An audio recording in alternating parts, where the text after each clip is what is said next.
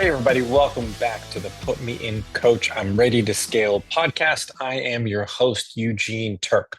On this show, we cut through the noise to bring you practical ideas, real world experiences, and actionable insights from business coaches and growth minded leaders who are in the trenches every day. We aren't just talking about big ideas.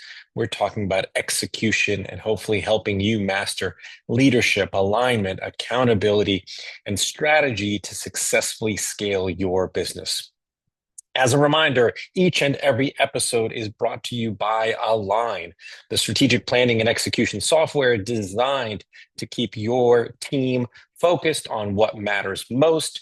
From KPI dashboards to daily huddles, Align helps you create clarity and drive consistent execution. As a listener of the podcast, you can get 10% off of your new subscription.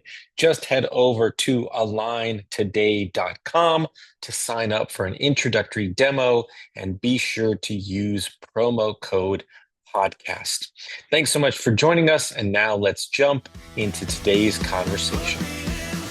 Hi, everybody, and welcome to another episode of Put Me In Coach, I'm Ready to Scale. I am your host, Eugene Terk. Hope everyone is having a wonderful week. Today, I have the great pleasure of talking to Ross Polvara, a scaling up coach, originally from South Africa. You'll notice by the accent very quickly. Now in the New York area, and Ross and I have known each other for a number of years. Ross, thank you so much for joining me. It's great to see you. Good morning. Thank you very much. It's a pleasure to connect with you. Awesome. Ross, I always like to give the coach an opportunity to introduce themselves, give us a little bit of an overview of sort of your experience and your journey to becoming a coach, and typically the types of companies and things that you do in your coaching practice.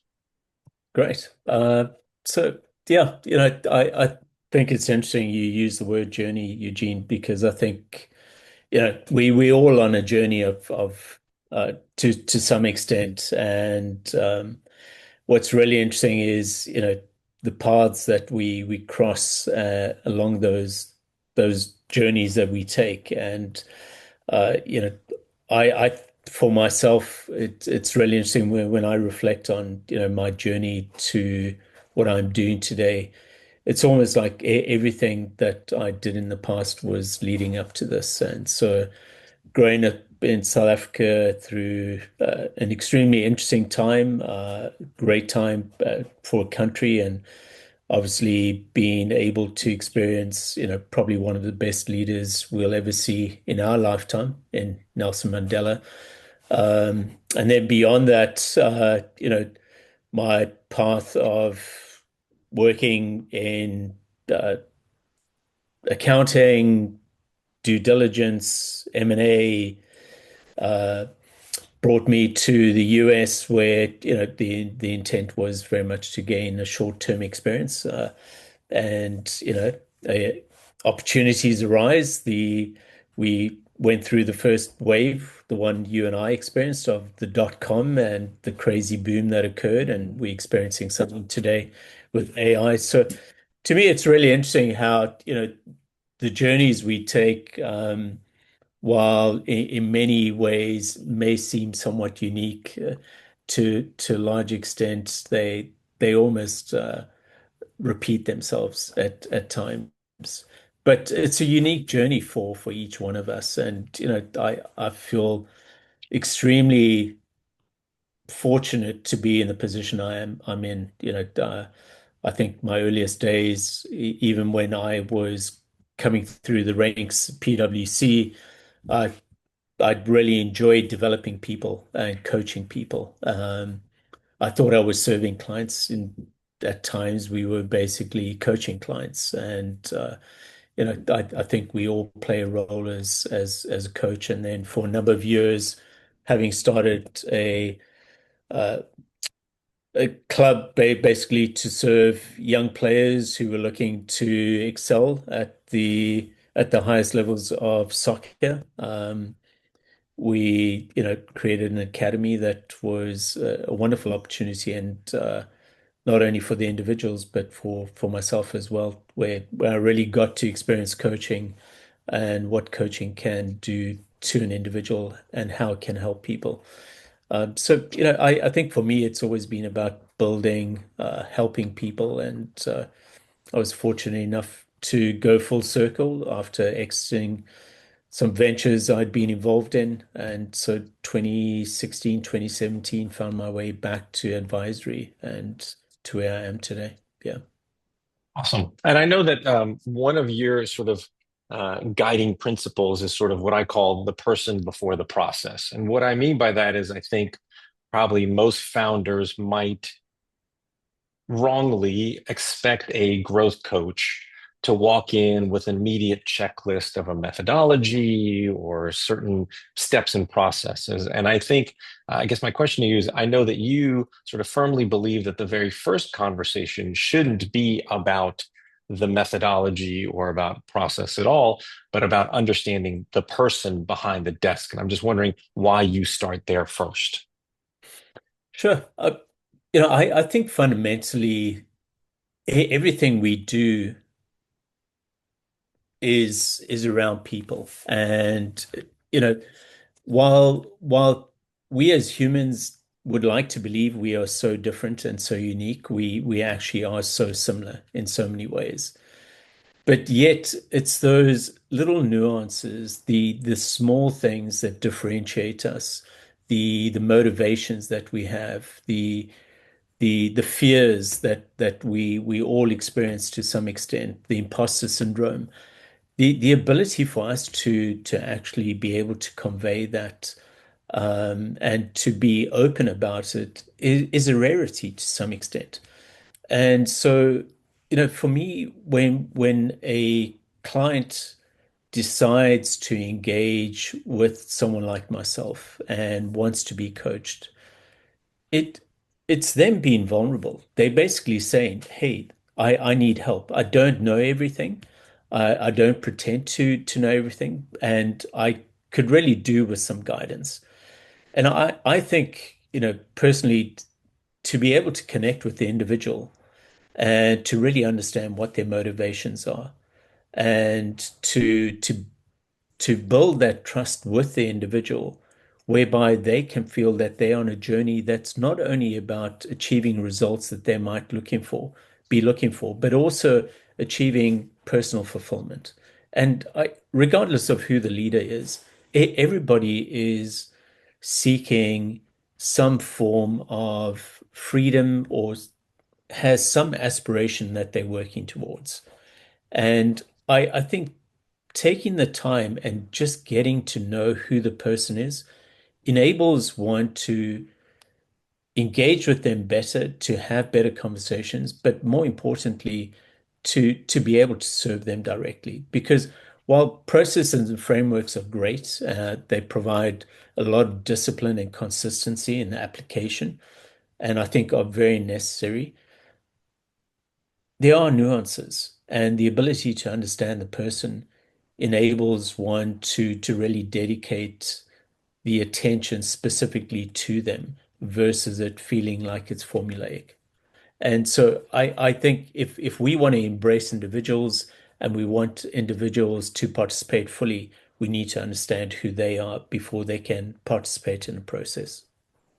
And so I know that you'd mentioned to me that you don't use formal tools sort of as part of that initial conversation. You instead choose to let the conversation sort of go wherever it needs to go organically.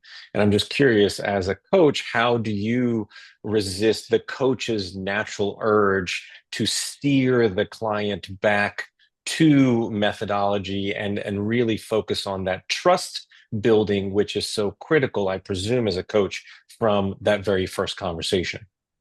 Yeah, I think that's it's a great point, and it's one that I, I'm laughing at myself because if I think some of my earlier discussions with founders or the CEOs, uh, because I typically try and spend a day up front with the founder or the CEO, the person who's leading the organization to better understand them.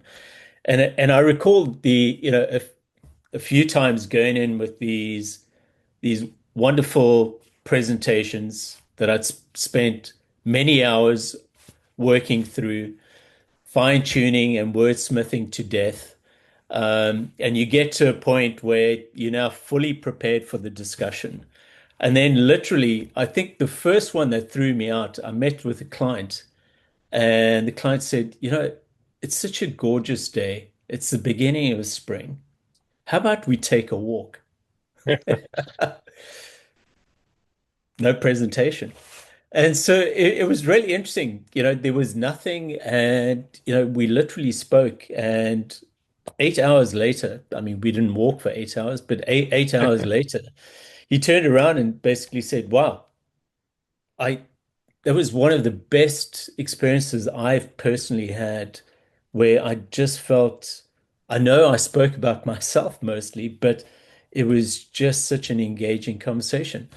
And, I resisted throwing everything I'd ever done in the past out the window. So the next time I came in with a very similar, you know, sensibility of having something and began the conversation, and then just realized within 10 minutes, why are you even going to try and go back to something?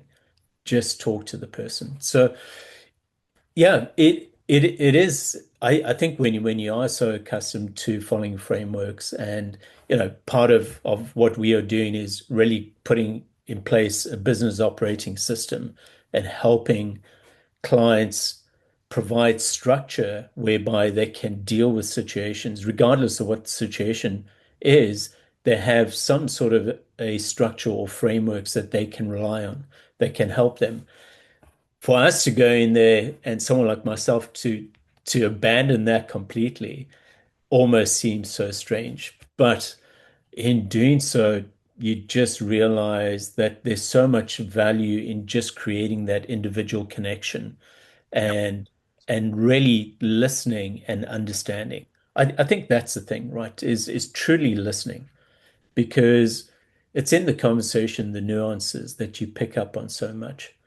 And I think if we are driven by a structure that can feel very formulaic, there's a tendency to get on to the next thing and to lose things completely.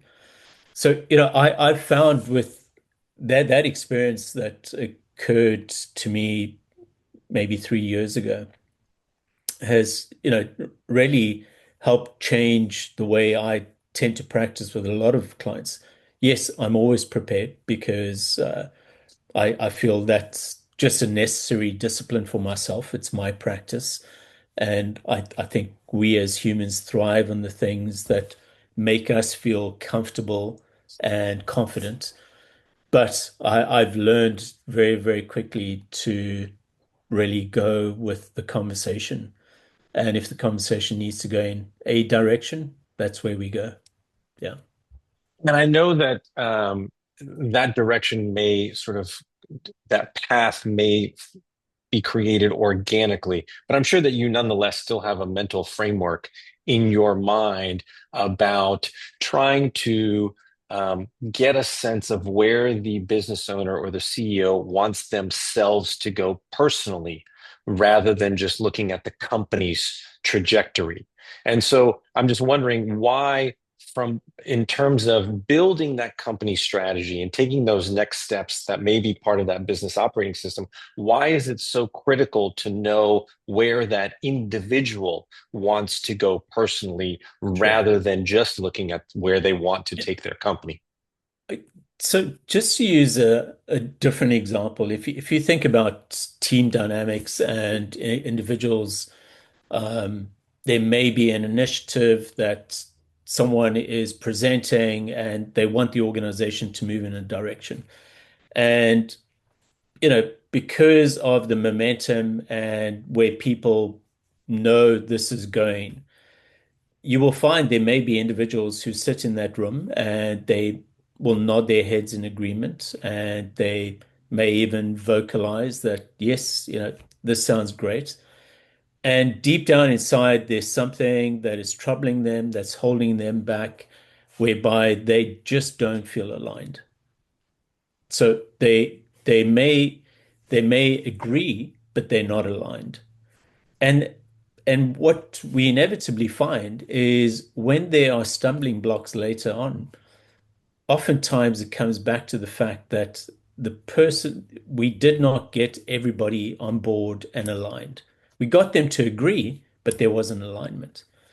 I think when it comes to individuals, there are times where often the leaders, for whatever their motivation is, they seek the guidance of somebody to help support them. They're showing a tremendous level of vulnerability. For many founders that I work with, they've never experienced anything like this, so it's completely unique. So you're taking them completely out of their comfort zone. And unless you really understand who the person is and what motivates them and what their trigger points are, what their non-negotiables are, it becomes the path can be a difficult one because if you're not aligned with their way of thinking or at least understand their thinking, there will eventually be some elements that have got nothing to do with the process whatsoever that you're trying to put in place or where they want to go, but has to do with them specifically.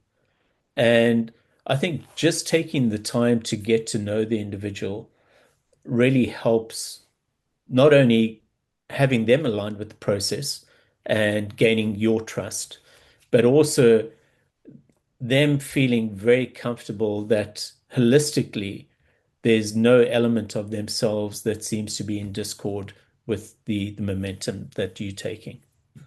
Want to break that answer down just a little bit Sure. because one of the things you talked about was the non-negotiables, and Yeah. that also might be the individual's personal values, the things that that individual absolutely will not compromise on as a leader or of an organization. When a business is scaling rapidly or growing, how do those personal non-negotiables help prevent a leader or a business owner from accidentally building a company they end up hating? Well, I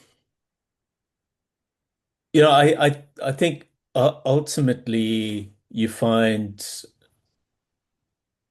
anyone who's remotely successful, the biggest limitation they have is ultimately themselves. And oftentimes it results from them compromising their own integrity, right? Right. And so when they let go of their personal values, when they've let go of what's fundamental to them, you find that they're out of sync. And you're looking at leaders and asking them to operate at an optimal level. If they are only 70% there, there's a tremendous amount they're giving away. But you know that the fundamentals, the value system, those non-negotiables that are so core to who they are as a person, if those are being compromised in any way, that's ultimately going to create a lot of negative energy, which ultimately prevents them from being able to scale in the way that they believe they should be scaling. The other part of the prior answer was talking about Yeah. motivation. Yeah. And I'm wondering, how often do you find that a founder's definition of personal success has become misaligned with how they define success for the business?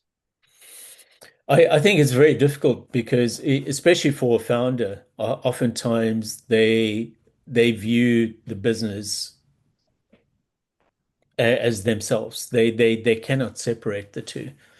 Um, and I think where I've probably had tremendous success with some individuals has really been the opportunity to get them to see the two separate elements of their lives. While they may be intertwined extensively, they are quite separate. And the ability for them to create equilibrium. I don't think you ever create balance in the sense that things are equitable because there's always going to be something in flux. But the ability for them to actually look at themselves holistically and begin to realign their life completely, that ultimately brings greater fulfillment, personal fulfillment to them, which then translates, as you said, to motivation for them to continue to grow the business even further, because now they're feeling far more complete. And to me, that I think really stems from, you know, trying to better understand the person and giving them an opportunity to look at themselves uh, and really reflect on where they want to go and where they choose to go. I know that obviously having a conversation and learning about the person is great.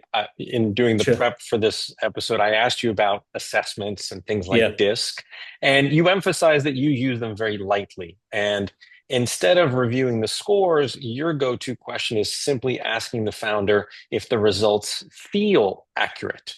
And I'm just wondering, why is a founder's emotional reaction to the test perhaps even more valuable than the data itself? Yeah, so it's interesting, I do believe in behavioral assessments. I think most behavioral assessments will provide some information that is very true. But it in many ways, the way someone feels about it will often reflect the extent to which they are completely within in touch with themselves. Not only how they see themselves, but also how others may see them. And oftentimes that gets lost. So if I look at some of the assessments when they can go through and review the detail and get to a point where they can actually almost laugh at themselves. You know that you're at a point where now you can begin to work with the individual because as we're trying to scale, the the limitation to the growth is the ability for the leader and the champion for the process to actually embrace the change that's about to occur. And if they're not accepting of the truths, be it of themselves or the company, you've now got an added step that you need to overcome in order for them to see things before you can begin to implement and begin to make the change. And sometimes that transition can be quick for individuals. At other times, it's a process that may take months. But that again is understanding who the individual is and how they respond. And I'm just wondering how you, as a coach, if you do give a behavioral assessment to a leader and then give them those results, I mean, these are massive reports with lots of data and lots of Sure. information. I'm just curious, how do you mentally filter through that to find sort of one golden thread that might actually crack open into a larger breakthrough conversation with that leader about that transition, that change that needs to happen?